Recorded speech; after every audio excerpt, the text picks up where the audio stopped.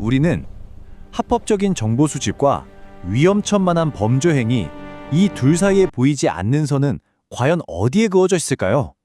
진실을 밝히는 것과 법을 어기는 것, 그 아슬아슬한 경계를 함께 파헤쳐 보겠습니다. 미행은 탐정 업무의 꽃이다. 많은 전문가들이 이렇게 말하거든요. 이게 무슨 뜻일까요?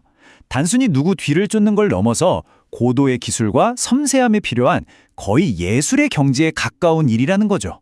왜냐하면 바로 이 꽃을 제대로 피워내야만 결정적 증거라는 열매를 맺을 수 있기 때문입니다. 근데 말이죠. 바로 이 지점이 오늘 이야기의 핵심입니다.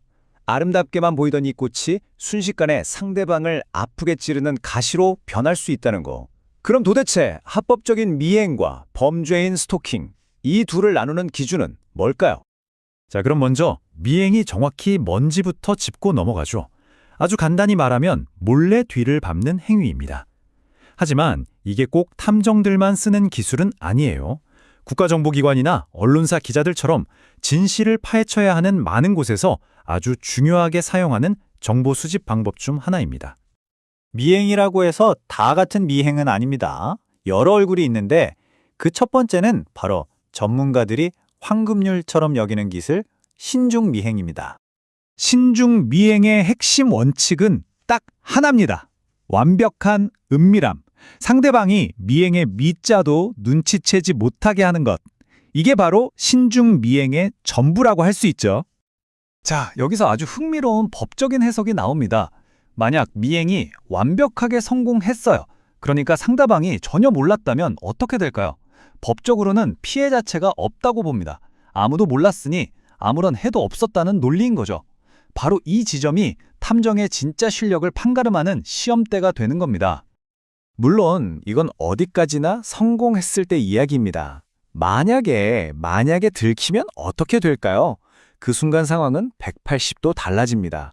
경범죄 처벌법에 따라서 불안감을 조성했다는 이유로 벌금을 물게 될 수도 있거든요. 아무리 완벽해 보이는 방법이라도 실패의 대가는 분명히 존재하는 거죠. 자, 이제부터가 정말 중요합니다. 미행이 발각됐는데도 멈추지 않는다면 바로 여기서부터 법적으로 아주 위험한 영역, 두 번째 유형인 근접 미행으로 들어가게 됩니다. 이건 상황이 완전히 달라요. 상대방이 누가 나 따라온다 이렇게 느끼고 불안해하는데도 멈추지 않고 계속 쫓는 아주 공격적인 방식입니다. 이제 탐정의 존재는 더 이상 비밀이 아닌 거죠? 네, 바로 이 순간입니다.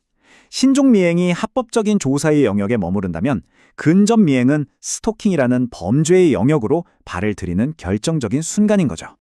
이 추상적인 법 개념이 아직 좀 헷갈리실 수 있으니 실제 있었던 판례를 한번 들여다볼까요?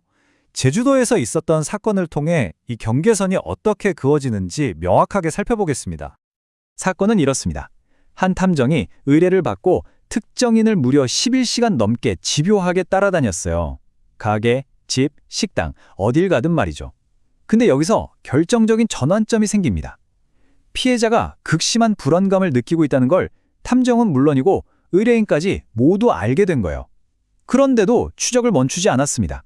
그 끝은 결국 법의 심판대였죠. 법원은 이 행위가 선을 넘었다고 판단했습니다. 그리고 그 결과는 아주 구체적인 숫자로 나타났죠. 바로 벌금 500만 원. 여기서 진짜 중요한 건 이 벌금이 미행을 한 탐정한테만 부과된 게 아니라는 겁니다. 이걸 시키고 또 보고받았던 의뢰인까지 함께 처벌을 받은 거죠. 법원의 판결문을 보면 그 이유가 명확하게 나와 있습니다. 정당한 사실조사의 한계를 넘어섰다. 이 한 문장이 모든 걸 말해주죠. 법원은 이 행위가 더 이상 조사가 아니라 명백한 스토킹 행위라고 범죄라는 도장을 딱 찍은 겁니다. 자, 그럼 이 둘의 차이를 한번 깔끔하게 정리해볼까요? 합법적 조사는요, 들키지 않는 게 생명이에요. 중립적으로 사실만 모으고 만약 들켰다, 그럼 바로 멈춰야 합니다. 반면에 스토킹은 정반대죠. 대놓고 따라다니면서 불안감과 공포를 줍니다. 개인의 삶을 침해하는 거고요. 결국 가장 결정적인 차이는 이겁니다. 들킨 후에도 계속 하는가? 그렇다면 진짜 고수들, 베테랑 탐정들은 어떻게 움직일까요? 이들이 사용하는 가장 전략적인 세 번째 방법, 바로 완만미행입니다. 완만미행은 무작정 따라다니는 게 절대 아닙니다.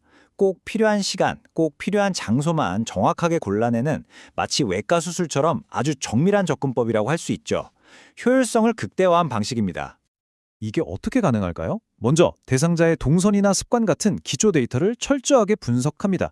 그리고 나서 바로 이때, 바로 여기서 결정적인 걸 얻을 수 있겠다 하는 원포인트, 즉 핵심적인 시간과 장소만 딱 골라서 집중적으로 관찰하는 거죠.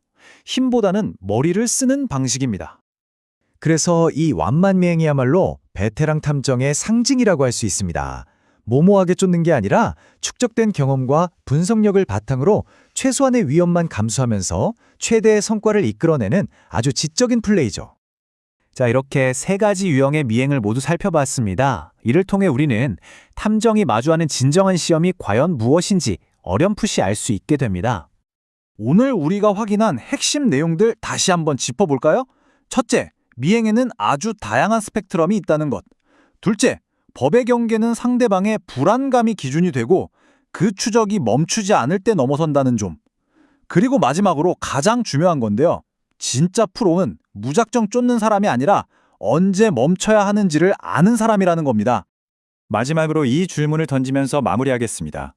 탐정에게 가장 중요한 도구는 과연 무엇일까요? 멀리서 모든 것을 포착하는 고성능 카메라일까요? 아니면 무엇이 옳고 그른지를 판단하는 내면의 단단한 도덕적 잣대일까요? 여러분의 생각은 어떠신가요?